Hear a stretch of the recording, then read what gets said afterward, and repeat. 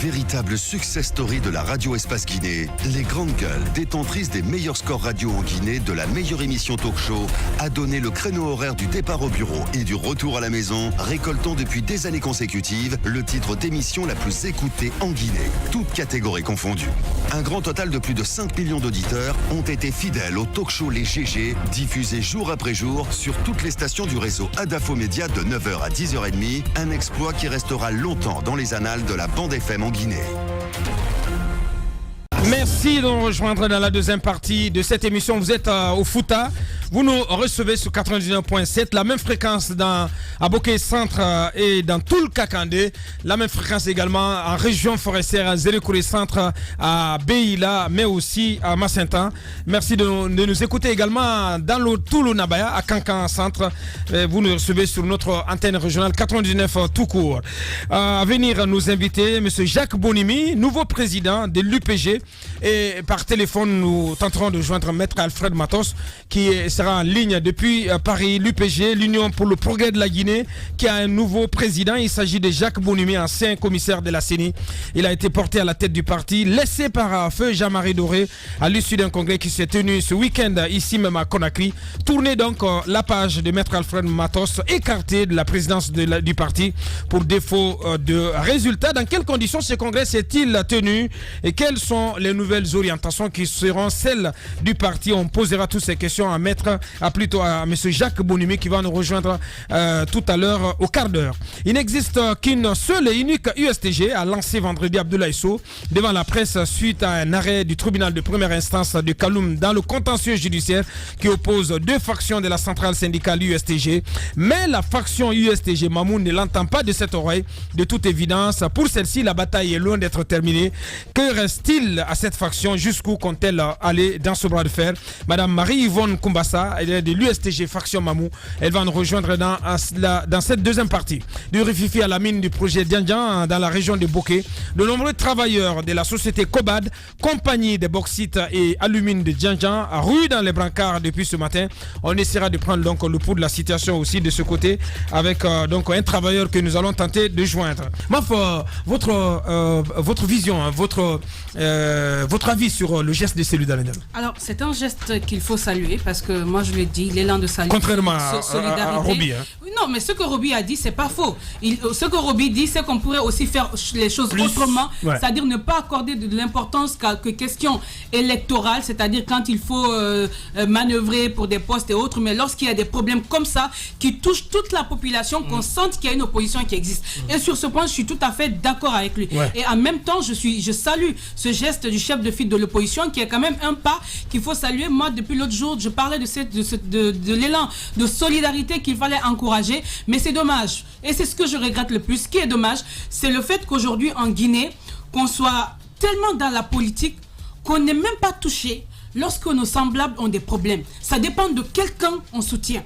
Aujourd'hui, on est de l'autre côté, l'autre se meurt là-bas, ça ne nous regarde pas parce qu'on ne soutient pas le même adversaire, la même personne politique. C'est ce qui est en fait dommage. C'est pas il y a quelques mois, tu parlais de qualifier quelque chose de chose commune, d'une cause commune. On n'en a pas aujourd'hui. C'est assez regrettable. Aujourd'hui, il y aurait un problème, un véritable problème en Guinée. On se noierait tous, on ne serait même pas capable de se tirer de l'eau. Il va falloir qu'on attende les autres parce qu'on n'est pas unis. Parce qu'on ne s'aime plus, on est là, on ne fait que regarder la politique. On est de l'autre côté, on soutient le RPG, on soutient la mouvance présidentielle. Tout ce qui pourrait soutenir Cellou Dalein Diallo et tout ce qui pourrait soutenir tous ceux qui sont de l'opposition, ce n'est pas notre problème, ça ne nous touche pas, ça ne nous regarde pas. Mais c'est tout à fait, et vice-versa, hein, vice-versa. Mais c'est ce qui est regrettable et c'est ce qui m'inquiète. Parce que quand on en arrive là, dites-nous comment est-ce qu'on va pouvoir se donner la main pour construire cette nation lorsqu'on n'a pas pitié les uns des autres. Mais c'est vrai que malheureusement, c'est cette frange-là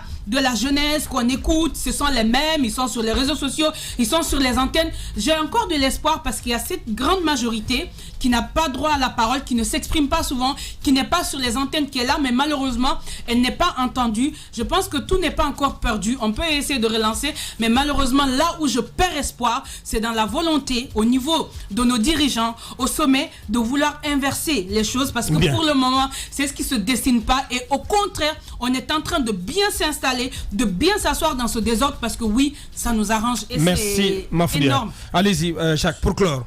Oui, pour clore, le geste lui-même, il faut le saluer, il faut reconnaître que au-delà de ce simple geste, il doit y avoir derrière toute une stratégie qui doit permettre, n'est-ce pas, à mener, n'est-ce pas, ces citoyens déguerpis à trouver des abris, parce qu'il y a de l'insécurité.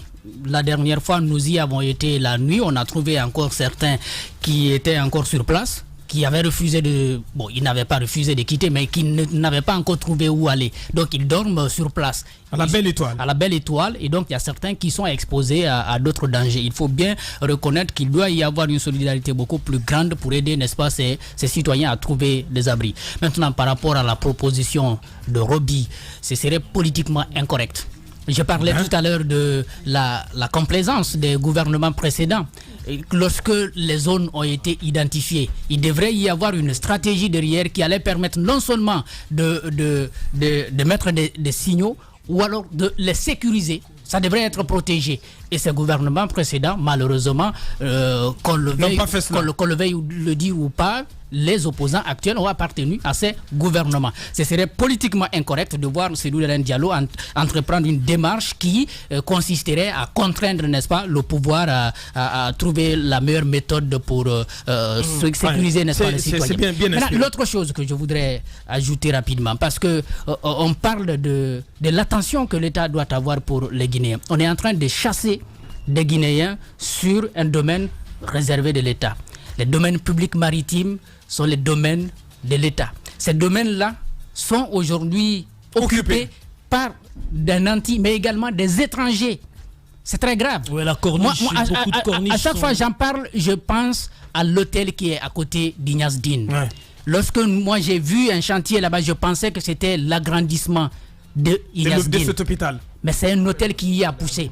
C'est pas un Guinéen qui dort là-bas. Le luxe qui côtoie, n'est-ce pas, les maladies, la situation dans laquelle se trouve l'hôpital. Je pense qu'il faut à un moment donné le penser. C'est le luxe qui côtoie le mouroir. Qui nargue. Dans un autre numéro ici, on a parlé de cela. On a construit ça comme si on voulait narguer la souffrance des Guinéens. Parce que l'hôpital Ignace Dine, et j'ai des informations. C'est un hôpital national, ça n'y ressemble pas. C'est plutôt un mouroir national. Bien. Ouais. Et j'ai des informations comme quoi, c'est pas encore confirmé, qu'il y aurait déjà des procédures en vue pour vendre quelques domaines de Kapororaï. Je souhaite que ça ne se confirme pas tout simplement. Incroyable. Tamba, vous voulez rajouter une phrase? Rien. Bien. Mohamed, un mot sur cette saisie avant donc de commencer à recevoir nos invités. Cette saisie d'argent à l'aéroport. Alors, c'est de l'argent en espèces d'un peu plus d'1 million d'euros qui a fait l'objet d'une saisie ce week-end du côté de l'aéroport international Conakry-Bessia par les services donc spéciaux dirigés par le colonel Moussa Keboro Kamara.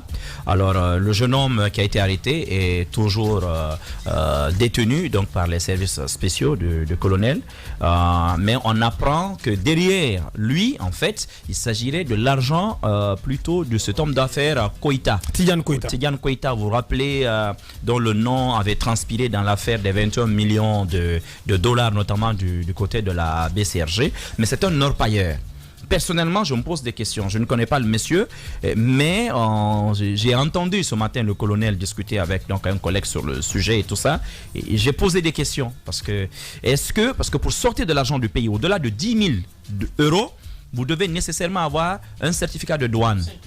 Non, c'est 10 000 maintenant. Depuis quelques années, c'est 10 000. C'est 10 000 euros. Et vous devez disposer d'un certificat de douane qui est délivré notamment par le directeur d'échange au niveau de la BCRG. Or, les orpailleurs, généralement, les ont tous. Et du côté de la douane nationale, nous avons vérifié ce matin, on nous dit que le monsieur dispose en bonne et due forme d'un protocole. D'accord, avec la BCRG. Parce qu'il fait tourner énormément la douane, on n'est même pas au courant. On n'est même pas informé de la douane n'était pas au courant. Or, tout comme à la BCRG. Justement, il appartient notamment à la douane nationale de faire arrêter ces gens-là. Donc il y a un problème à plusieurs niveaux. Est-ce que c'est avant le contrôle de la douane ou après que le monsieur a été saisi avec l'argent? Il faut se poser cette question. Et la question, d'après mes informations, le colonel Keboro lui-même, l'affaire du certificat est floue pour lui. Il affirme plutôt que le monsieur, à ce jour, a vu son contrat résilié avec la BCRG et que donc, il ne pourrait pas, si vous voulez, justifier d'un tel montant. Si c'est le cas, ce n'est pas aussi dans ce cas-là ces services qui seraient habilités dans ce cas à saisir l'argent. Des zones d'ombre. Il y a justement on va poursuivre l'enquête une dans la autre structure. Aujourd'hui, nous allons passer la journée sur cette histoire pour ne pas aller dans les élucubrations. Tout à fait. Mais j'ai comme le sentiment en ce moment, après avoir parlé avec les autorités de la douane et même des gens de la BCRG, que cette histoire-là, il me semble que les services spéciaux sont en train de se louper dans cette enquête. Exactement. Non, on ira plus loin. Exactement. Est-ce que Tchéboro est en train de marcher sur la plate-bande de la douane et de la BCRG? Ça, on va chercher à le savoir parce que selon les explications des deux entités avec lesquelles nous avons parlé ce Koïta, et non seulement avec lesquelles on a parlé, mais que Koïta collabore, c'est-à-dire la douane et la Banque centrale, il y aurait évidemment un document justifiant. Non, il a même. Là, on l'a confirmé que le protocole existe. On attend de voir. C'est pour ça que j'ai dit il y aurait un document qui existe et qui justifie que ce monsieur a bien le droit de faire ces transactions-là. Maintenant, d'autres informations nous disent que Tchéboro, c'est un peu dans la précipitation qu'il aurait bondi sur cette affaire, comme dans bien d'autres affaires. Il semblerait qu'il fait un peu dans l'excès de zèle et dans la précipitation. Ça reste à savoir, mais ce dossier-là, les enquêtes vont être menées de bout en bout. Bien. Et si véritablement il y a un document qui existe, qui est légal et qui donne l'autorisation à Koïta et à son groupe de faire ces transactions-là, je pense que le colonel Tchéboro devrait faire recul et que désormais, pour des cas précis, il devait laisser les principaux concernés se saisir du dossier et non vrai que c'est quand même surprenant que ce soit les services spéciaux, pas les douanes. Oui, à l'aéroport quand même. Absolument. C'est montant. Je vais le dire peut-être ironiquement.